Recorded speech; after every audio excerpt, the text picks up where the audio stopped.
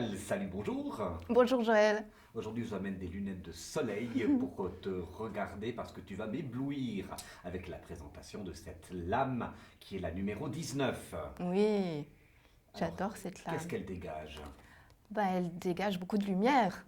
Évidemment. Et oui, beaucoup de lumière avec des enfants. Tu vois que les enfants, au fait, sont... Il y en a un qui met la tête, la main sur la tête de l'autre et l'autre sur le cœur. Donc, c'est vraiment cette symbiose tête-cœur. Donc, c'est la lame, quand on est connecté à notre tête et notre cœur et qu'on arrive à faire osmose avec ces deux, eh bien, on est dans la joie. Mais c'est le boulot de toute une vie, ça, madame. Et oui, on est comme des enfants, en fait. On s'amuse, on se prend pas la tête, on est dans l'amour inconditionnel. De toutes les lames qu'on a eues jusqu'à présent, c'est celle qui dégage le plus de positivité, je trouve, non? Ah bah oui, mais on peut la voir aussi d'une manière différente, mais ça, j'ai pas envie d'en parler aujourd'hui. Tu l'as relié, ce livre, au petit dictionnaire de la joie dont nous avons rencontré l'auteur au salon Synergie Santé. Elle nous a confié, comme ça de façon très spontanée, que elle, son trip, c'était de danser dans son jardin quand il pleuvait. Alors, ça dénote du caractère de la personne, en gros. Ah bah oui, tu prends les petites joies du quotidien à chaque moment.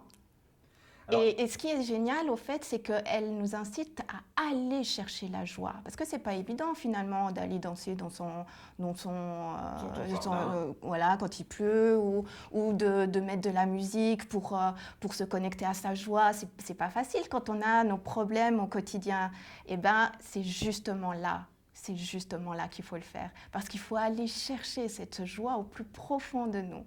Elle, dans cet abécédaire, qu'elle commence par absolu et qu'elle finit par zéro, elle arrive à utiliser des mots très simples pour faire passer des notions à la fois spirituelles et philosophiques. Elle est plutôt balèze, hein. Ah ouais, bah d'ailleurs c'est une philosophe et on le sent bien dans ses écrits. Donc si vous aimez l'écriture spirituelle, mais moi j'appelle ça de la haute écriture spirituelle, bah lisez ce petit dictionnaire. Ce qui est génial, c'est qu'on peut l'ouvrir tout azimut comme ça. Un jour, voilà, on y va, on ouvre à n'importe quelle page et on lit. C'est juste une page et demie sur un mot.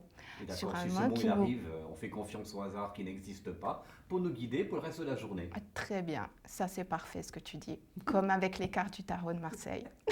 Merci beaucoup Pascal. Merci à Et toi. c'est ça mon sous peu. À très bientôt, Joël.